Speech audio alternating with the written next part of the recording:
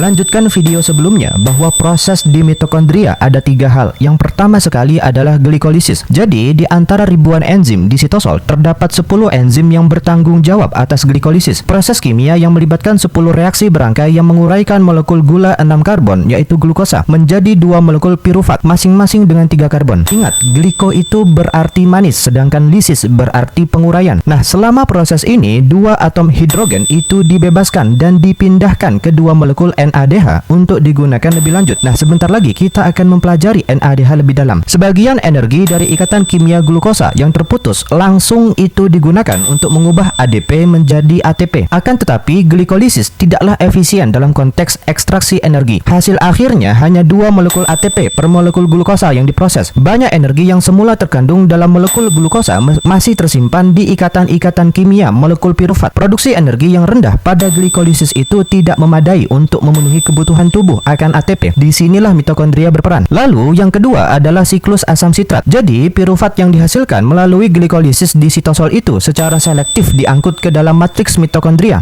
Di sini salah satu atom karbonnya itu dibebaskan dalam bentuk karbon dioksida yang kemudian dikeluarkan dari tubuh sebagai produk akhir atau sampah. Selain itu, satu atom hidrogen lain itu dibebaskan dan dipindahkan ke NADH yang lain. Molekul 2 karbon yang tersisa setelah proses penguraian sebuah gugus asetil itu berikatan dengan koenzim A, turunan asam pantotenat atau salah satu vitamin B, dan menghasilkan senyawa asetil koenzim A atau asetil-CoA. Nah, asetil-CoA itu kemudian masuk ke siklus asam sitrat, sebuah siklus 8 reaksi biokimia yang dikatalisis oleh enzim-enzim matriks mitokondria. Siklus reaksi ini dapat dibandingkan dengan satu putaran biang lala, kecuali bahwa molekulnya sendiri tidak secara fisik itu berputar dalam sebuah siklus. Di puncak biang lala, asetil-CoA, molekul 2 karbon itu memasuki tempat duduk yang sudah ditempati oleh oksaloasetat yang memiliki 4 karbon. Kedua molekul ini berikatan untuk membentuk molekul asam sitrat 6 karbon. Pada pH intraseluler, asam sitrat itu terdapat dalam bentuk ion sitrat dan perjalanan mengelilingi siklus asam sitrat pun dimulai. Siklus ini dikenal juga dengan siklus Krebs sebagai penghargaan terhadap penemu utamanya, atau siklus asam trikarboksilat karena sitrat itu mengandung 3 gugus asam karboksilat. Pada masing-masing tahap dalam siklus ini, enzim-enzim matriks itu memodifikasi molekul penumpangnya untuk membentuk molekul yang sedikit berbeda. Perubahan molekular ini memiliki konsekuensi penting sebagai berikut.